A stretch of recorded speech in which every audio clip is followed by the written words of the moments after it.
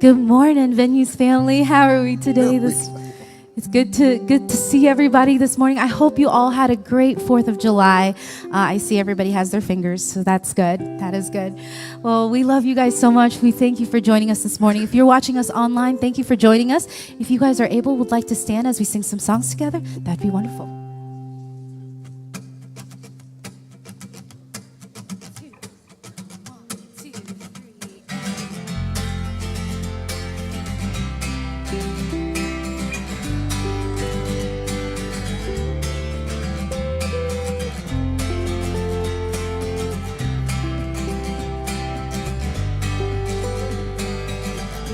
I don't know what they told you. I don't know what you've heard. But there's a place where the broken find hope and a love that you don't have to earn. No, it's a place where you've always belonged, where you're so unashamedly loved. The kingdom is open. There's room at the table for someone like you. The King has been hoping and searching for someone to show all his kindness and favor to. The kingdom is open. Come on. All you weary and wandering, all you tired and torn, burn out on religion that don't look like Jesus, still searching for home. Come to a place where you've always belonged, where you're so unashamedly loved. The kingdom is open. There's room at the table for someone like you. The King has been hoping and searching for someone to show all his kindness and favor to. The kingdom is open. Yeah. So I say I will go. Send me out to the highways and hedges, the ones at the edge. I will go. Send me out to the ones that you love, that we've always left out. I will go. Send me out to the ones who don't know they are children of God. I will go. Send me out to the hungry and broken, to tell them the kingdom is open. There's room at the table for someone like you. The King has been hoping and searching for someone to show all his kindness and favor to. So I say I will go. Send me out to the highways and hedges, the ones at the edge. I will go. Send me out to the ones that you love, that we've always left out. Now I will go. Send me out to the ones who don't know they are children of God. Now I will go. Send me out to the hungry and broken, to tell them the kingdom is open.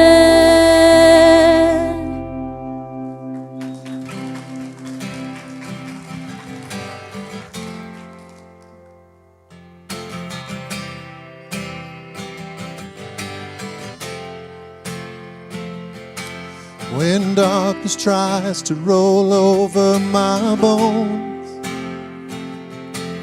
when sorrow comes to steal the joy I own,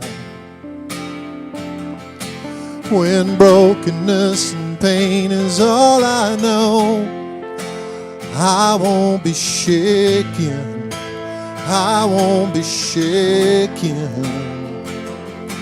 'cause my fear doesn't stand a chance when I stand in your love. My fear doesn't stand a chance when I stand in your love. My fear doesn't stand a chance when I stand in your love.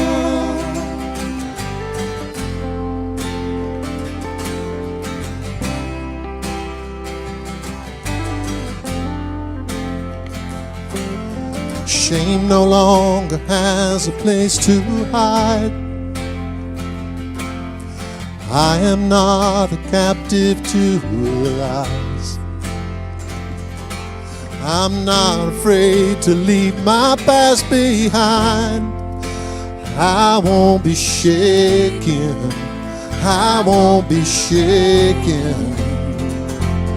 'Cause my fear doesn't stand a chance when I stand in your love. My fear doesn't stand a chance when I stand in your love. My fear doesn't stand a chance when I stand in your love.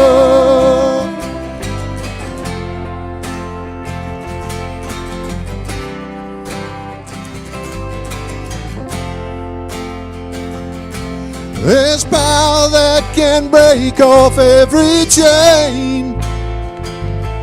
There's power that can empty out a grave. There's resurrection power that can save. There's power in your name. Power in your name. Oh, my fear doesn't stand a chance when I stand in your love. My fear doesn't stand a chance when I stand in your love. My fear doesn't stand a chance when I stand in your love.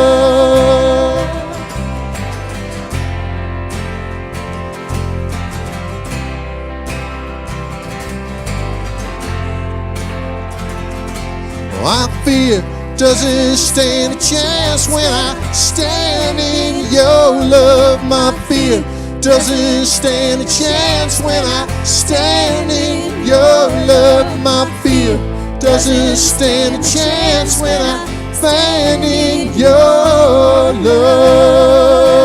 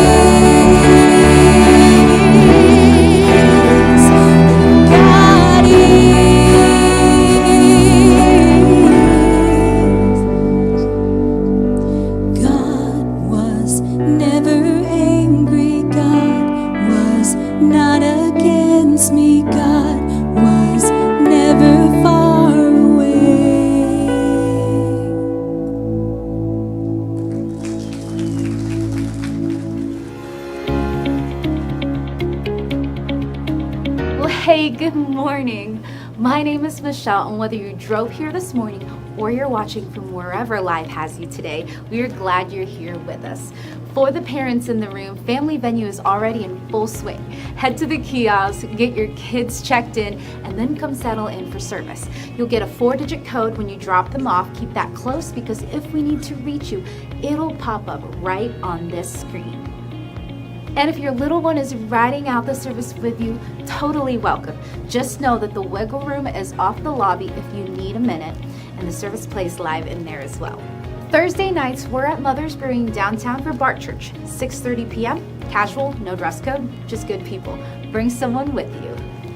Dinners for 8 signups are still open. If you haven't jumped in yet, now's a great time. These are fun dinners designed to help you actually get to know people here. Sign up or find out about hosting at thevenues.org/dinners-for-8. And if you haven't heard, Christmas in July is here, and that means Lights of Love is officially underway. All month long, we're raising funds for some incredible organizations serving our community. Rescue One, Care Animal Shelter, Isabel's House, KVC Missouri, Harmony House, our Unsheltered Friends Ministry, and Crosslines. Every dollar goes directly to them and the people they serve. You can give anytime at thevenues.org/lights. Let's make it count. Thevenues.org is your go-to for everything else. There you can give, sign up for a group, and also follow us on social media while you're at it. And if it's your first time here today, we're so glad you're here. Don't leave without stopping by the first time area in the lobby. We genuinely would love to meet you, and we've got a gift for you. That's all I've got today. I love you guys. I hope you enjoy the new series. I hope you enjoy the service. Until next time, bye.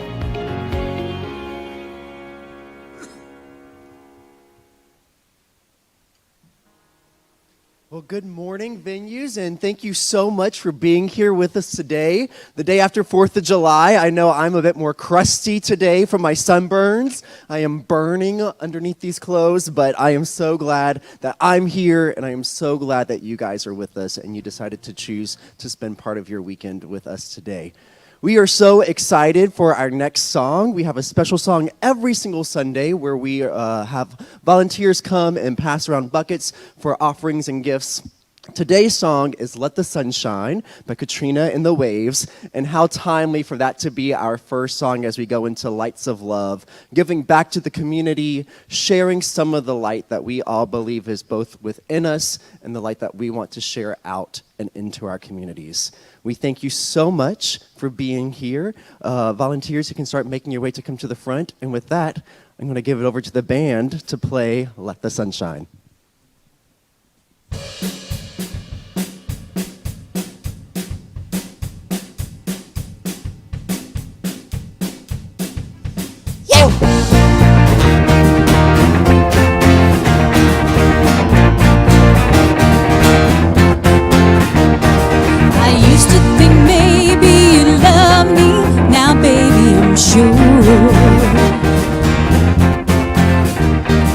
And I just can't wait till the day when you knock on my door. Now every time I go for the mailbox, gotta hold myself down, 'cause I just can't wait till you write me you're coming around. I'm walking on sunshine, whoa, I'm walking on sunshine, whoa, I'm walking on sunshine, whoa, and don't it feel good? All right now, and don't it feel good? I used to think maybe you love me, now I know that it's true.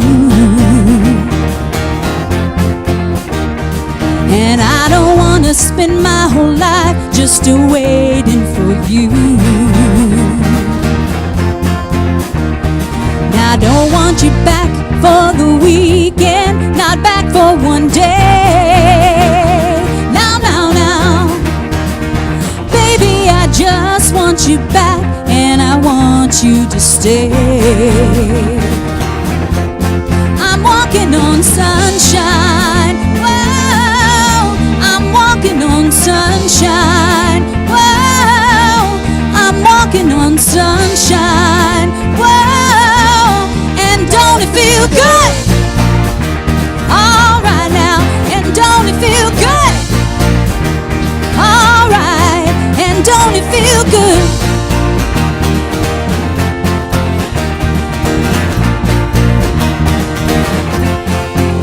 walking on sunshine, walking on sunshine. I feel alive, I feel the love, I feel the love that's really real. I feel alive, I feel the love, I feel the love that's really real. I'm on sunshine, baby. Oh, oh yeah, I'm on sunshine, baby. I'm walking on sunshine. Whoa, I'm walking on sunshine. Whoa, I'm walking on sunshine. Whoa, and don't it feel good? All right now, and don't it feel good? All right, and don't it feel good?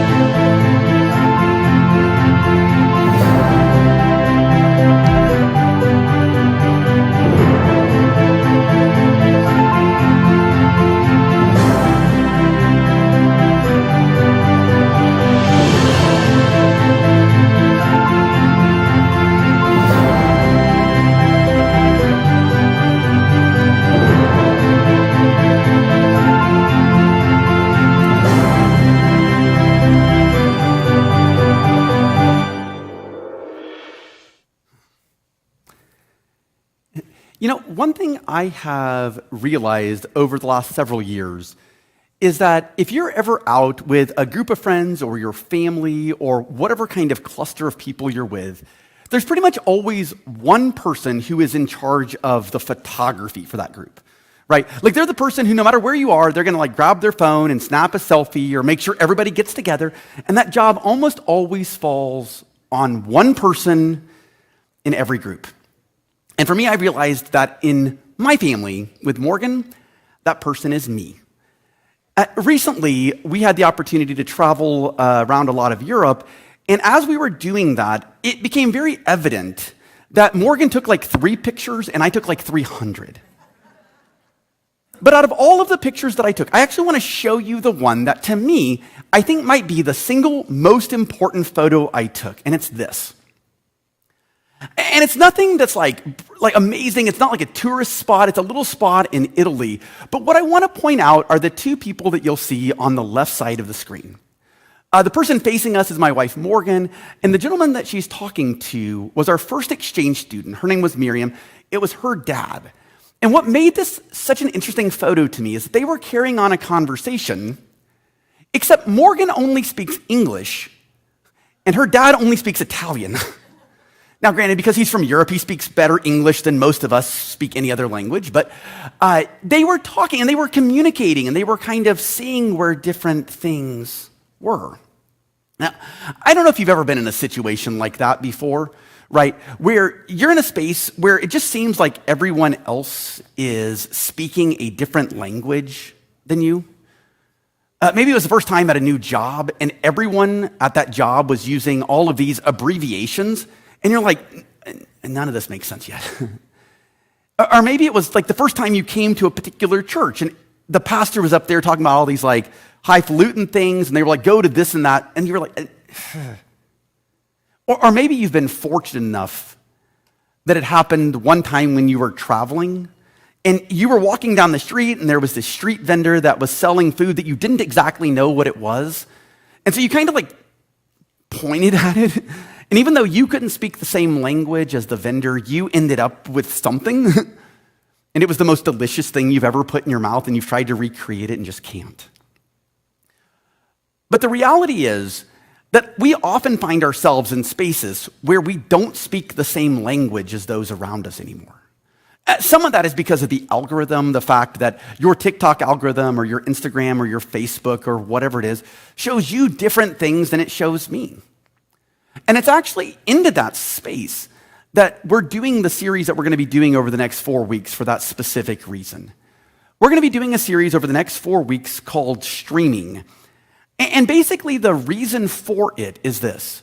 while there are so many different things that we often get exposed to that can create breakdowns in our communication, sometimes if you've ever had a show that you've been watching at the same time as someone else, it all of a sudden just creates a new space of dialogue. And so what we're going to be doing over the next 4 weeks is looking at 4 shows that people might have streamed recently or might have been looking at recently and showing maybe that these can create that mechanism, that bridge of communication. Today, we're going to be looking at the newest of the 4 shows. It's a show that actually just streamed at the end of last year. It's a show called Pluribus. And if you haven't seen it yet, don't worry, I'm not going to spoil it for you other than just a very high level, here's what the show is about. But basically, this show is created by Vince Gilligan, the person who wrote and directed Breaking Bad. And it traces the story of a lady by the name of Carol Sturka, who is from Albuquerque at a time that there is some sort of a alien invasion or a virus. We're not exactly sure when you first start watching the show, and I don't want to spoil it. But basically, this thing infects everyone on Earth except for Carol and like a dozen other people. And all of the other people, all of the other 6 billion people on Earth, they decide that they have one mission, and that is to try to convert the 12 or 13 people who have not yet been infected. But the way that they want to go about doing this is very unique, and that is that they want to try to make those 12 or 13 people as happy as possible. It's actually the reason that one of the slogans for the show was the most miserable person on earth must save the world from happiness. And one of the oddities about the show is that everyone, other than Carol and her small number of other people who have not been infected, they share a hive mind. And so they all have the exact same memories. They can just kind of telepathically communicate with each other. And they all know the same information. They all speak the same languages. So it doesn't matter if you're speaking to your neighbor, or if you're speaking to a baker in Bangladesh, or if you were speaking to the leader of North Korea, or the author Stephen King. They would all have the exact same information. To set things up today, I want to show you just a short clip of this show, and to give you kind of the background on it before I show it to you. It's basically in the scene that Carol is visiting one of the people who has been joined, one of the people in the hive mind. It's a lady by the name of Zosha, and she is in the hospital because Carol, in trying to figure out how far she could push the hive mind to do things to make her happy, asked for a hand grenade, and they gave her one. And so Zosha is in the hospital, and Carol is trying to figure out, okay, it would make me really happy if you would tell me how to disinfect everyone. And it's into that scene that Zosha explains to her why she can't do that. Now, I do want to mention before I show this scene that they do talk about a gay conversion therapy camp. Here at the Venues, we are very against that. But I do understand that that is a tool of oppression that has been used for some people. So if that is triggering for you or if that's going to be problematic for you to hear mention of, I just want to mention that so that you can take necessary precautions. But I'd like you to take just a second and watch the scene. Soon enough, you'll understand everything. And you will feel so much better. Freedom Falls.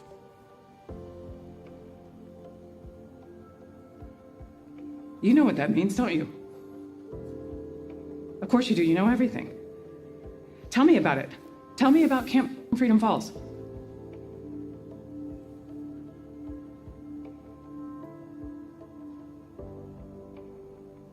You were 16, beginning to understand yourself, and your mother, she sent...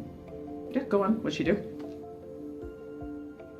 She sent you to a conversion therapy camp in Covington, Tennessee, Camp Freedom Falls. You never forgave her. Oh. It was a terrible experience for you. The counselors there... Some of the worst people I have ever known. And they smiled all the time, just like you. We're sorry, Carol. As for us, we love and accept all beings equally. Oh, okay. If you're so accepting, then what about what you're trying to do to me now? Make me just like you, even though you know I do not want that. You want to change us too, don't you? Didn't you just ask if it's possible?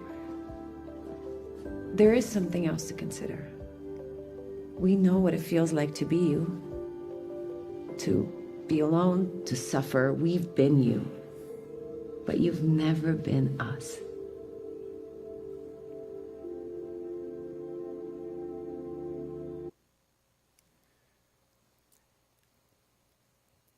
Now, I don't know if you have ever been in that kind of a situation before. Probably not, where there's a hive mind infected of the rest of humanity. But in some ways, I think there are ways that I sometimes feel like Carol, the blonde, in this situation. Sometimes it feels to me like everyone around me is really, really happy about something. And I'm not. I'm like, oh, I don't understand.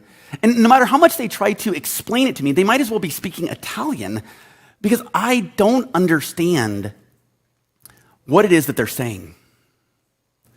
174 years ago today, there was a very famous speech that also gave idea to the same thought. On July 5th, 1852, Frederick Douglass was giving a speech in Rochester, New York. And he said this line that I think is so important to kind of give voice to what he said in a speech that became known as "What to the Slave is the 4th of July." And in that speech, he said this: "Your high independence reveals the immeasurable distance between us. The sunlight that brought light and healing to you has brought stripes and death to me. This 4th of July is yours, not mine. You may rejoice, but I must mourn." And I think this concept that there are times that somebody rejoices while someone else mourns, even about the same situation, is one that most of us will wrestle with at some point in our lives. For example, for some people, the 4th of July just magnifies this. For other people, it's something that's way more personal. For some people, there's a lot of joy that came last week when Philip retired, and now he gets to go do the things that he spent his career building up to be able to do. And for others of us, we mourn that. For others, it's something like a change of a job where you're excited about the new opportunities, but you're going to miss your friends at your old job. Or for others, it's something kind of silly, like when your team wins a World Cup game, like Morocco did yesterday. I'm very excited about that. Or when your favorite television show gets canceled and all your friends are excited because you'll finally stop talking about it. Yeah, that hits. But the question is, when that happens, what do we do with it? What do we do with that when that happens? When this thing that brings everyone else joy isn't doing it for us? Well, today and maybe the next 20 or 25 minutes, what I'd like to do is wrestle with that question with you. And not to give you an answer for it, by the way, but rather to give us a framework for it. Because that's gonna happen to all of us, where something maybe good happens to us that other people are sad about, or something good happens to someone else and it makes us sad, and we're trying to figure out how to work through that. So I wanna start off by this big framework that I think is gonna be really helpful, and that's this: that genuine community is not built on shared happiness. It's built on a shared capacity to tell the truth about where we actually are. So I want us to sit in that for a second, and I want to say it again because I think it's important. Genuine community is not built on shared happiness. It's built on a shared capacity to tell the truth about where we actually are. I think there's a reason that we might need a new framework for this, and that's because so many of us grew up in a space where this is not what we were told. We were told that if you wanted to belong, you had to believe exactly what everyone else believes. Here in Springfield, literally, the ground of culture that we walk around in is based around this idea. When I was a little kid, the big 4th of July party was called Firefall, and it was done by the city.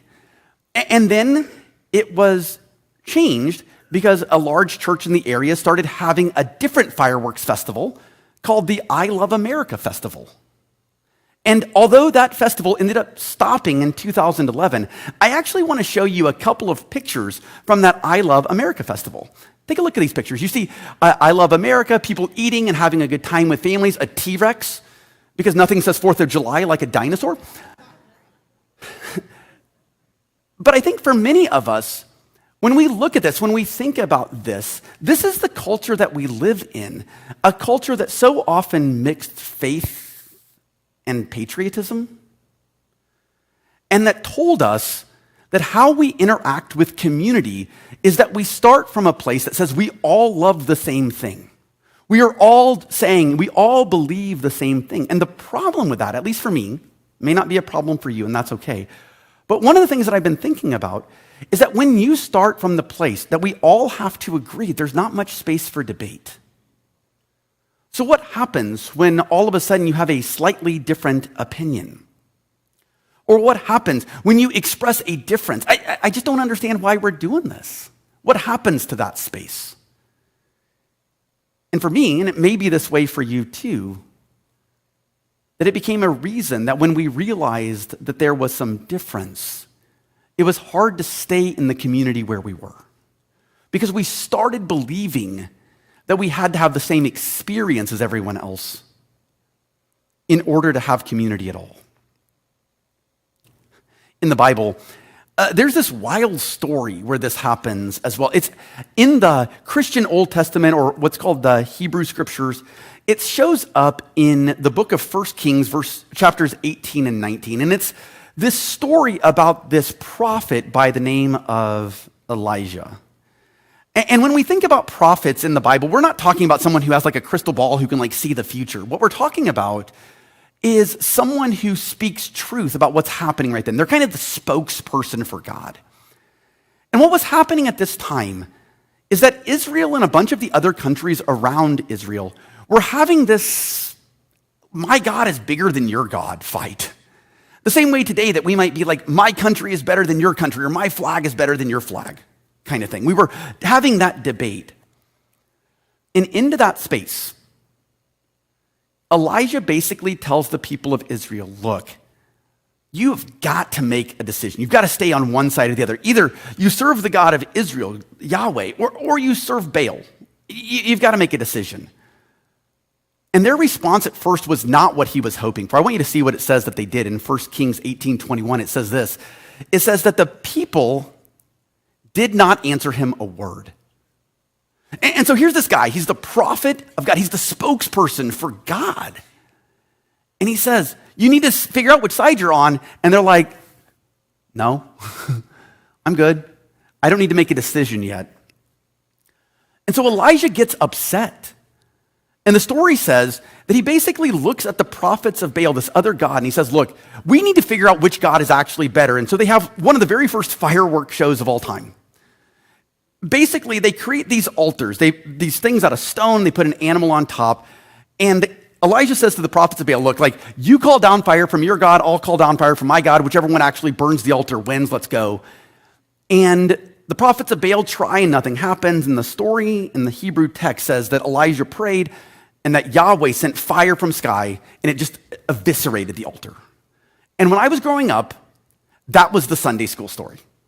That's what I heard. And that's a great story, by the way. Yeah. Like God is good and like God answers our prayers and God hears us. And I'm very thankful for that story that I grew up with. But that's not where the story ended. In fact, in the very next verse, it says that Elijah looked at the Hebrew people and said, look, our God's obviously better, go kill them. And they did. I hate that verse is there. It's one of the reasons I think so many people get frustrated. They're like, why is this God of the Old Testament like this murder? That doesn't seem like Jesus. That doesn't seem like the divine love that I understand. Why? And I'll be honest with you, I don't know why it's there either. It doesn't make sense to me, except that it maybe tells us a human condition that so many of us are facing, which is that sometimes when the winds are at our back, everyone's willing to join our team. When we've got momentum, everyone's like, I want to be on your side. You're winning. I obviously want to be there. So the people who were around Elijah, who were quiet when he said, you've got to make a decision, whenever he showed himself as a victor, they all joined his side. And that's actually the first thing I want to share with you today, and that's this, that many of us find ourselves trying to build community around shared experiences. But those are often short-term, right? Many of us find ourselves trying to build community around shared experiences, but those are often short-term. And by the way, there's nothing wrong with short-term friendships, right? There's nothing wrong with situationships or deal friends, if you would. The friends who aren't your real friends, they're just there for a season. You know, your roommate from college who you haven't talked to in 20 years. It's okay. They were an important part of your life at that stage. That friend that you met at summer camp in 8th grade, and you're like, we're going to be best friends forever. And then by 9th grade, you never texted them again, right? It's okay. Like, there's nothing wrong with that, except for the fact that for many of us, that became the model of what all friendships look like. Oh, we all have this one thing that we all believe in exactly the same way, so now we can be friends. It kind of reminds me of this Far Side cartoon, actually. It looks like this, that a couple of guys are sitting on a deserted island. He says, thanks for being my friend, Wayne. Well, I don't think there was much choice. And for Elijah, the same thing happened. The people who were his friends when everything was going well just became short-term friends. Because while they were all in with him when the winds blew at his back, whenever Yahweh showed up and whenever the altar was burned, as soon as things started escalating and as soon as the government of the prophets of Baal, they started understanding what had happened and they were like, all right, you killed our prophets, so we're going to kill you. I want you to see what happened. Chapter 19 says that those in power heard this and sent a message to Elijah that he was going to be killed. And it said, then he was afraid, Elijah was afraid, and he got up and fled for his life and came to Beersheba, which belongs to Judah, and he left his servant there. But he himself went a day's journey into the wilderness and came and sat down under a solitary broom tree. And he asked that he might die. It's enough now, O Lord, take away my life, for I'm no better than my ancestors. You know, I know that many of us might have felt ourselves in a spot similar. Not exactly the same here. You know, maybe it was the thing that you're like, oh, I'm doing really well. I'm the photographer for my family. And yet I did not get an invite to Travis and Taylor's wedding to be their photographer. Shocking. But when things are going well, people have our backs. And then suddenly the wind goes the other direction and it seems like we're all alone. It was really easy a couple of years ago to see schools all around who were having gold and red days, right? Everyone had the little Patrick Mahomes hair. They were winning. They were in Super Bowls. Taylor Swift was on every Sunday night commercial. But then they start losing, they don't make the playoffs, and suddenly there are no more red and yellow days at schools. And in those times, it can lead to some pretty severe mental health spaces for us. In the story, Elijah just looks up at God and is like, God, I should just die. I'm no better than anyone else. And I just want to say this very clearly, that when things get rough, it is okay to not be okay. And sometimes we need to read these stories and say, like, I can find myself in the story of Elijah here. I can find myself saying, like, it doesn't feel okay. And I just want to say this, that if you are in a space where that's happening, probably the most visited site that we have on thevenues.org is our counseling page. There's a QR code to it up on the screen. And here's the thing about it. We think that counseling is really, really important. Your mental health is really, really important. You wouldn't just let an arm be broken without getting it fixed. If you're having mental health issues, please go see a therapist. And that is not me. I'm not a therapist. I'm not a psychologist. And while I can help you maybe answer some spiritual questions or I can answer some questions about the Bible, this is not my realm. But every single person who is on our thevenues.org/counseling page has been vetted. There are people who we trust. There are people who we have talked to. There are people who are going to affirm you, who have been trained in specific areas. And by the way, take a huge wide variety of different payment schemes. So you can find someone who's going to fit your needs and be able to take care of you in the way that you need. It's interesting to me, by the way, in this story of Elijah, that after Elijah just sits down next to this broom tree and is like, I should just die, that it says an angel comes to him and says, okay, well, why don't you take a nap and eat some food? Which, by the way, is oftentimes what my therapist says to me When I say things like, man, I'm just really struggling. He said, have you exercised lately? Have you been sleeping okay? Have you been eating like you need to be? Not that that's enough for it always, but sometimes it's just a good reminder to take care of ourselves. But the Bible says that then God shows up. So after this angel shows up and says, why don't you sleep and eat? It says this, that the word of the Lord came to Elijah saying, what are you doing here, Elijah? And I actually think out of all of the verses that I never heard in this story, this one might be the most important to me. Because while you might have grown up in Sunday school hearing the story of Elijah and the prophets of Baal like I did, I never ever heard this verse. The word of the Lord came to him saying, what are you doing here, Elijah? Basically, God just looks at Elijah and says, what are you doing here? And I wonder what would happen to us if the divine, if love, if Jesus, if God just looked at us sometimes and just said, what are you doing here? What's going on? What are you doing here? I think it's a question that would help so many people in our country right now. If they were just asked honestly to respond to, what are you doing here right now? Just a couple of weeks ago, the Southern Baptist Convention that I was raised in voted to say that women couldn't be pastors. People who look like me, who sound like me, who have beards like me, raised their hands, their beard isn't at school, raised their hand and said, I don't think women should be pastors. And I wonder if they would have said the same thing if God would have looked at them and said, what are you doing here? When the Bible or religion or faith gets used as a way to discriminate against our queer friends, or gets used to discriminate on basis of race, or gets used to discriminate against people based on socioeconomic status, or gets used against a whole slew of other things, I wish that they would just think to themselves, what am I doing here? Is this really the path of love?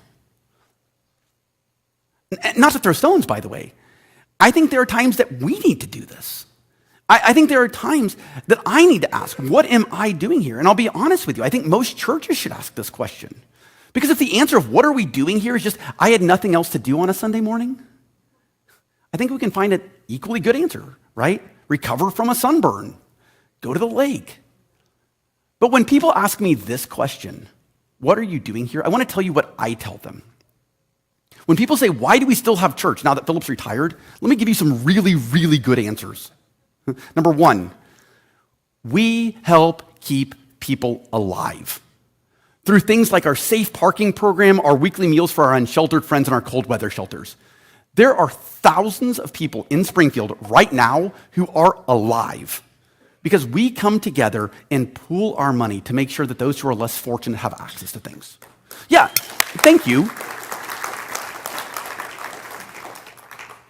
There are kids and people who are going to have Christmas presents this December because things like our Lights of Love program. Because we come together and we say, you know what, I've got enough, I can help out with other people.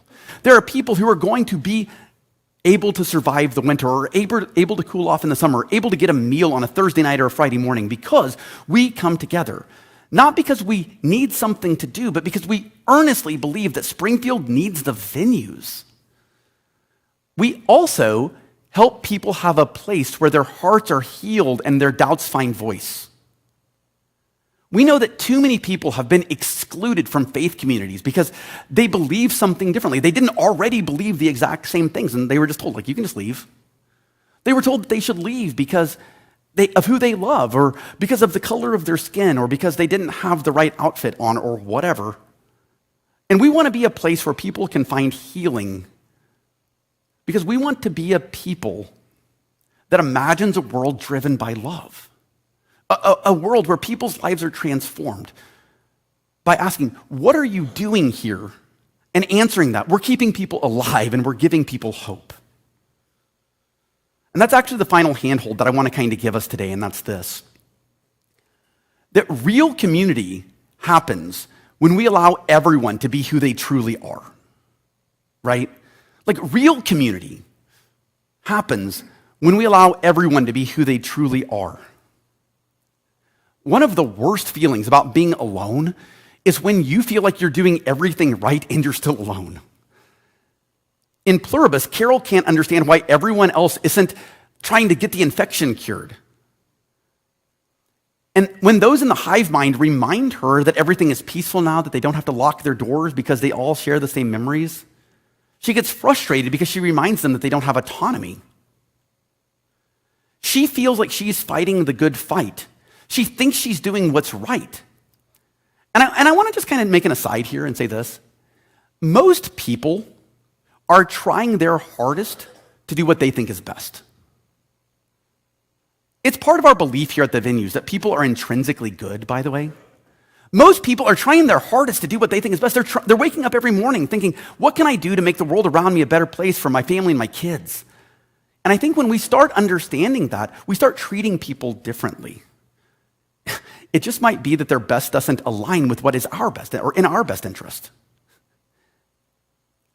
In the classic Simpsons episode, Last Exit to Springfield, this exact same thing shows up. Mr. Burns is trying to cut the plant's dental coverage because he's trying to save money. He's trying to do what he thinks is in his best interest. And the way he tries to convince them of this is says, okay, we'll cut dental coverage, but the way we'll make it up is that during every staff meeting, I'll buy a keg of beer.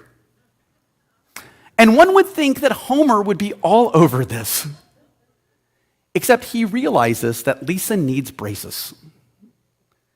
And so suddenly he starts fighting against having beer at staff meeting because he realizes that he needs to have the dental coverage because what is best for everyone is for things not to get cut. Elijah faces the same dynamic in the story. He thinks he's doing what's best, while the people around him aren't sure. Remember, he was surrounded by people who were willing to kill for him just before. He was tired of the fair weather friends. And so when God asks him what he's doing, I want you to see what he says. He says, I have been very zealous for the Lord, the God of hosts. The Israelites have forsaken your covenant, thrown down your altars, and killed your prophets with the sword. I alone am left, and they are seeking my life to take it away. And I'll be honest, as a kid who grew up as the youth group hero kid, this resonates with me. I sometimes couldn't realize why my high school friends weren't as excited about what was happening in my church as I was. And when I'd be alone on a Friday night, I'd be like, God, don't you see I'm doing the thing? But God's response here isn't what I want it to be. You see, in my mind, Elijah is always the superhero of the story. He's the one wearing the Christian t-shirt who shows up at all the rallies. But God doesn't say good job when he says he's being zealous. Instead, the Bible says that God fired him. Dr. Will Gaffney, an Episcopal priest, noted it this way, that Elijah was essentially unchanged by this incredible encounter with God. And so God fired him. I wonder how often we get alone and we are unchanged, but the story doesn't end there. God tells Elijah, you need to go find your replacement. And so it says, you should anoint Elisha, the son of Shaphat of Abel Meloha, as a prophet in your place. I will leave 7,000 in Israel, all the knees that have not bowed to Baal, and every mouth that has not kissed him. You see, Elijah thought he was alone. He believed that those who were the loudest or the quietest, those who were his fair weather friends, were the only ones who mattered. Those who didn't act when he said what he wanted to do, and those who did act when the wind blew his way. But I think there's something interesting that happens here when Elijah gets away from the noise. When Elijah is sitting underneath the tree and God says, what are you doing here? And that is that he has a moment to reflect. He is told and reminded that he's never alone. Richard Rohr, who is a theologian that we quote a lot here, helped me understand this by noting that loneliness is a place where sometimes we get connected to the divine in a unique way because it helps us see that we're not actually alone. He, by the way, doesn't think that when we are self-absorbed that it's a selfishness piece. Often we're just busy. But he said it this way, and I think it's really good, that most of us are totally identified with our own passing thoughts.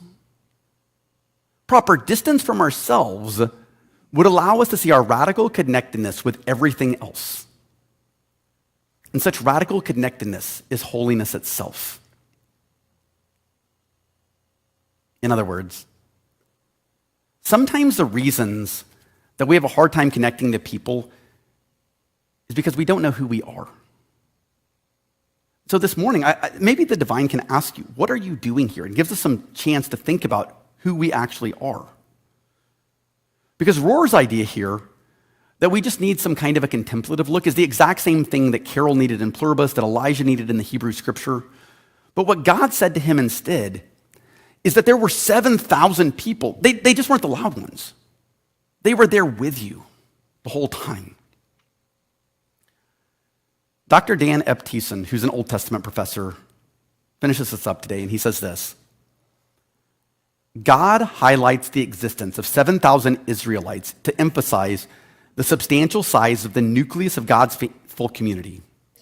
Elijah need not take himself so seriously because he is far from being the only person committed to the divine cause. Maybe there's something there. Maybe there's something that we need to think about as we close this morning, and that's this. That maybe the reason that we need church, the reason that we need the venues, not just that Springfield needs the venues, but that I need the venues, is because I need to look around and remind myself that I'm not alone. Sometimes I need to look you in the eyeball and be like, we're on the same team. We're moving the same direction. We're doing the same thing. We're making sure people don't starve to death. We're making sure that people aren't lonely. We're making sure that people have community. I need to be reminded of that. Look, we know here at the venues, right now there are all kinds of complicated feelings. And so this morning, I want to give specific voice to one of those. One of the areas about the conversation lately was last week we had an awesome celebration for Philip's 70th birthday and his retirement. I am over the moon happy for him. He turned 70 and he chose to retire so he can spend time writing and traveling and posting on Facebook all the time. I'm really thankful you're doing that, by the way, Philip. He gets to see what life looks like when he gets to do what he wants to do. And honestly, I hope he sleeps in today. He's earned it. And at the same time, I know that some of us, it makes us sad, right? I get to spend the last 3 years hanging out with him every week. He was more than just my pastor. He was my friend. He was my mentor. I got to see him in all kinds of different ways and learn so much about him. So I guess this is where I'm going to end it. I don't know. If genuine community is built on a shared capacity to tell the truth, that's my truth, but it may not be the same place that you are. And so sharing truth isn't just me saying words and you listening, it's also me listening. Here's what I'd like to offer. Because I just need to listen to you to help build the community that we need here at the venues, because I believe Springfield needs the venues. Up on the screen, there's 2 ways that you can get in contact with me. And I want to be very clear about this. The first way is this. Just go to thevenues.org/coffee. The QR code there will take you directly to that. I would love to buy you a cup of coffee or an adult beverage and just hear where you are in life. And I mean that. Find a time that works for you. We'll make it happen. Or you can text me. I would say call me, but with so many spam calls, I don't answer unless I know who it is. So here's my number, 417-597-4136.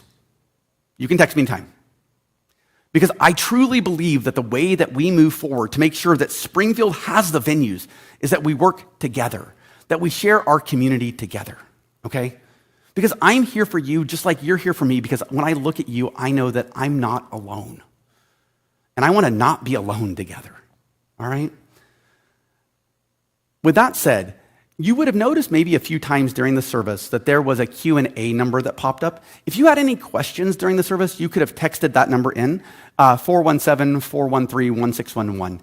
And we have about a minute. I'm actually going to have Kurt Curtis, who is one of our volunteers here, come up. And if there are any questions, Kurt, which there may or may not be, are there any questions this morning, sir? Not this morning. Then I did a great job, right? Is this working? You can, here, Beards can share a mic. No, there's no questions this morning. Okay. Well, here's the thing. If you have questions, here's what I'll tell you I'll do, is that I will read through any questions that you might have about the teaching today, and I will respond to it by tomorrow. Is that fair? And if that is our segue to like jump into having a deeper conversation, then that's awesome. And if it's just that you want to go get a coffee or a beverage, just text me directly or go to thevenues.org/coffee. Is that fair? All right, awesome. Well, with that said, thank you, Kurt, for coming up here. With that said, let me give you some instructions on how we're going to get out of here today and how we're going to move forward, and that's this. Today we have two things that I want to kind of draw your attention to as you walk out in the lobby. The first of which is that there is a table for connection groups. If you want to find other connection groups, other people who are doing the same thing, who are moving in the same direction, there's a table right in the middle of the lobby. It's a circular table. Just stop there and tell Josh, who's going to be at the table, that you would like to have some information about a connection group. Or there's also a space with dinners for 8 there as well. So you can stop by either one of those and just jump into that space. With that said, if you have kids who are down in family venues, we want to go and give you the opportunity to get out of here first. So if you'll head out the doors and head to your left, thank you so much. I know that your kids had a really great time today exploring the concept of what it means to personally be happy in their space. So if you want to head out the doors and head to your left, you can go pick up your kids. And I'm sure that they had a really great time down in family venues. With that said, if you are joining